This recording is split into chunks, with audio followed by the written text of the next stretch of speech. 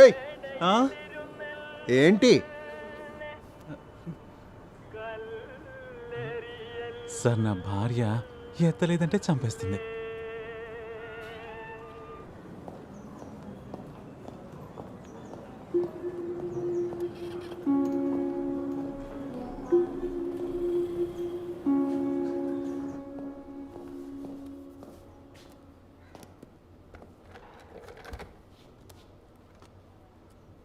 ఆ,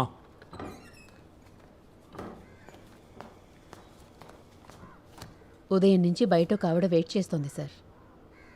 ఏదో ఒక కేసుకు సంబంధించి అయి ఉంటుంది. నేను అలా కలవనని ఆవిడకి చెప్పలేదా? చెప్పాను సార్, మిమ్మల్ని పర్సనల్గా కలవాలని చెప్పింది. కొండకర్ల విలేజ్ నుంచి వచ్చిందంట, మీకు ఇన్ఫార్మ్ చేయమని అడిగింది.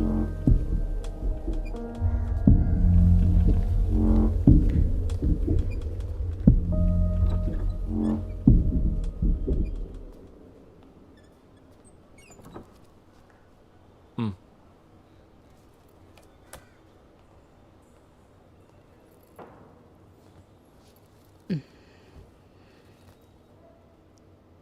నా పేరు బాను, కొండకర్ల విలేజ్ నుంచి వచ్చాను. ఉమ్. మోహన్ అంత్యక్రియలు నిన్న సాయంత్రం జరిగాయి. నాకు తనతో వివాహం జరగాల్సింది. తన కోసం 7 సంవత్సరాలు ఎదురు చూశాను. తర్వాత వేరే వాడిని చేసుకున్నాను. 2 పిల్లలు నాకు.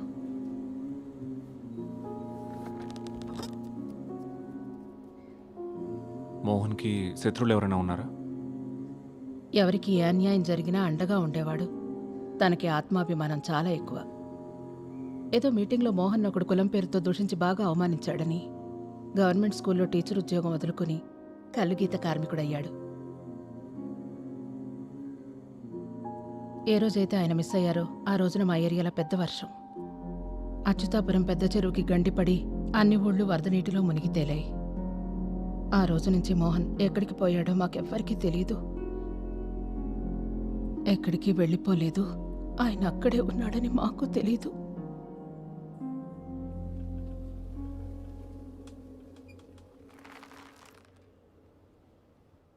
ఒకే ఒక్క విషయం నాకు సూటిగా చెప్పండి. ఆ చెరువు అడుగున తను నిద్రిస్తున్న విషయం ఈసారికి తెలిసేలా చేసింది మోహనే కదా?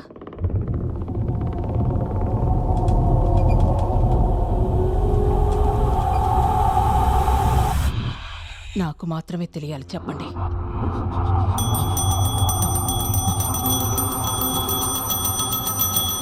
బాగుంది. భూత ప్రేతాలు కూడా నిన్ను ఒంటరిగా వదిలేట్లేదు. మరి వీడు దయ్యాల కథలు చెప్పి నన్ను భయపెట్టాలని చూస్తున్నాడు. రే, ఆలోచన చూస్తే ఆవిడ చెప్పింది కరెక్టే కదా. ఈ విషయం నితిన్కి చెప్పింది ఎవరై ఉంటారు? ఒకటి హత్య చేసినవాడు, లేదా మరణించినవాడు. ఇంక నీ సిద్ధాంతాలు ఆపుతావా? ఈ మధ్య నీకు లేని ఉన్నట్టు అనిపిస్తున్నాయి. ఎక్కడికి వెళ్తున్నావు? ఓ పెగ్గేయడానికి, లేకపోతే మెంటలెక్కేలా ఉంది. నితిన్కి ఖచ్చితంగా ఇది ఎవరో చెప్పుంటారు. అది ఎవరనేది ఎందుకు చెప్పట్లేదో అర్థం కావట్లేదు. వాడు భయపడుతుండొచ్చు, లేదా ఇంకేమైనా అయి ఉంటుందా? ఇంకో కథ చెప్పని వాడిని అడిగితే ఎలా ఉంటుంది? నా వల్ల కాదు, ఉన్న టెన్షన్లే ఫేస్ చేయలేకపోతున్నాను. నేను చెప్పింది ఒకసారి ఆలోచించు. రే మేజిస్ట్రేట్, ఎన్ని పెగ్గలేసిన రోజు నిద్రపట్టేలా లేదు.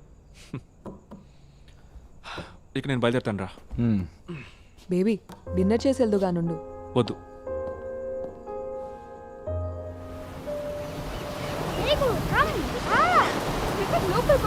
ఏం కాదు మీకు కొంచెం రా. నా చేయి పట్టుకో. ఓకే రా, నా చేయి వదులుకో. నా చేయి వదిలే మీకు. అలా చేస్తుంది. రా రా రా. స్లో నితిన్. అమ్మని కూడా పిలుస్తా. No no no, come back. అమ్మా రా. అమ్మా రా. వద్దు, నువ్వు వెళ్ళు. రేపు ఆడుకుందాం రా. హే నో నో, నువ్వు వెళ్ళు. సరే రేపు come on let's play. Come on come on. నా చేపట్టుకో, చేపట్టుకో. మేఘా, జాగ్రత్తగా చూసుకో. త్వరగా రా మీకు. పద పద పద పద. నితిన్, లోపలికి వెళ్ళదు. నేను కొంచెం దూరం రా ఇక్కడ ఓకే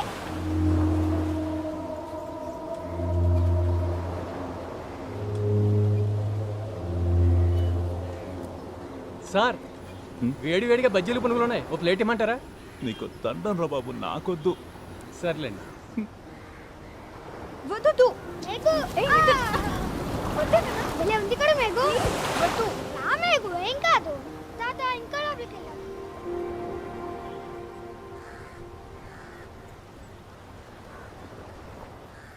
నితిన్ నాన్న గురించి నేను మీకేం చెప్పలేదు కదా.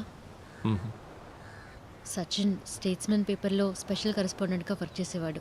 ఢిల్లీలో పరిచయం అయింది. కొన్నాళ్ళకి ఇద్దరం కలిసి బెంగళూరుకి షిఫ్ట్ అయ్యాం. ఆ తర్వాత అక్కడే మ్యారేజ్ చేసుకున్నాం.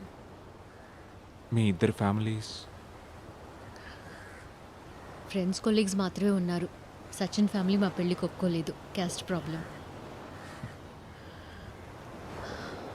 నా గురించి చెప్పాను కదా, నా పేరెంట్స్ని చాలా చిన్నప్పుడే పోగొట్టుకున్నాను.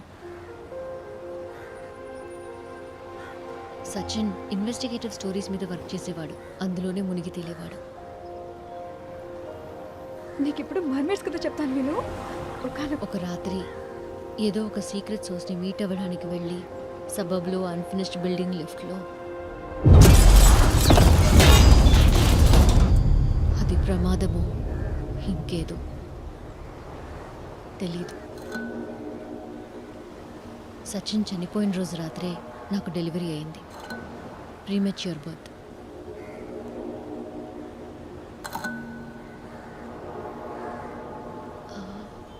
ఆ లేడీ చెప్పిన విషయం ఒకవేళ నిజమేనేమో. నితిన్కి కథలు తెలుస్తోంది వాళ్ళ నాన్న ద్వారా ఏంటి?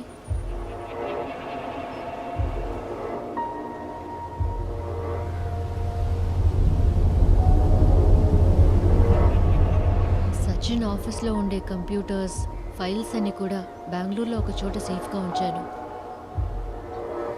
మనం ఒకసారి అక్కడికి వెళ్ళి చెక్ చేద్దామా?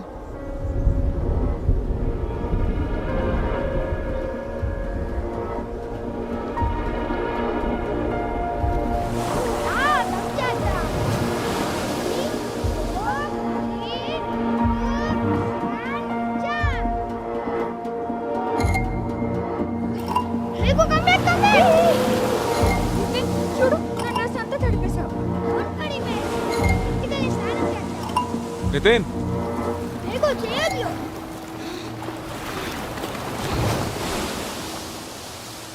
మేఘు రా ఆడుకుందాం ఆడుకుందాం. కానీ దానికంటే ముందు నువ్వు నాకు ఆ కొత్త కథ చెప్పాలి. మ్మ్? ఆ కదా ఇక్కడ ఆడుకున్నాక చెప్తా ఆ కథ ఎక్కడ జరిగిందో తెలుసా నీకు?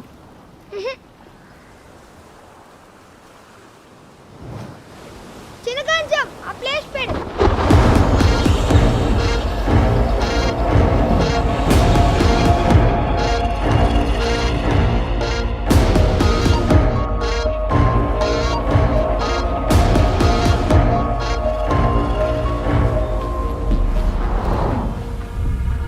అది చాలా పెద్ద చిట్టడి నేల, డార్క్ బ్రౌన్ కలర్. చిన్నగంజంలో కులిపిన చేపలన్నిటినీ అక్కడే పారేస్తాడు. అందుకే అక్కడ ఇటు చూసిన చేపలే. ఆ మనిషి శవాన్ని కూడా అక్కడే పడేశాడు. ఆ శవం నీళ్ళలో కిందకి జారిపోతుంటే బుడగలు బుడగలు? బుడగలు నీళ్ళ పైకి వచ్చాయి.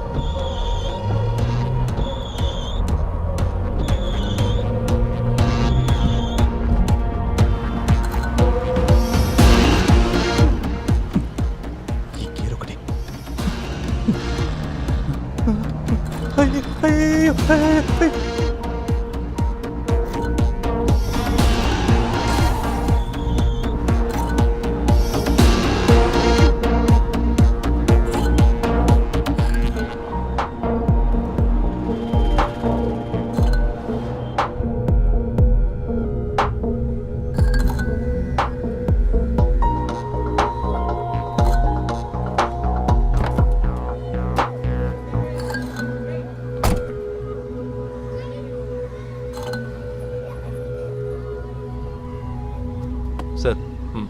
సార్ కార్ అక్కడ పార్క్ చేయండి సార్. ఆ,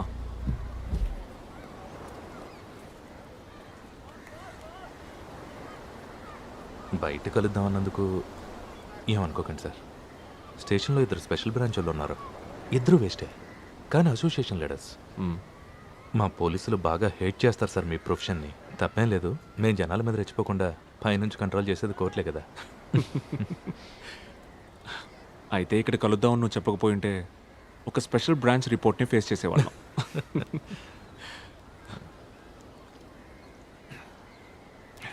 అఫ్తాబు, ఆ, ఈ ఏరియాలో ఎక్కడైనా చిత్తడి భూములు ఉన్నాయా?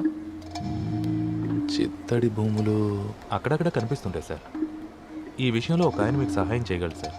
నేను జాబ్ జాయిన్ అయిన కొత్తలో ఆయన అడిషనల్ ఎస్ఐగా రిటైర్ అయ్యారు.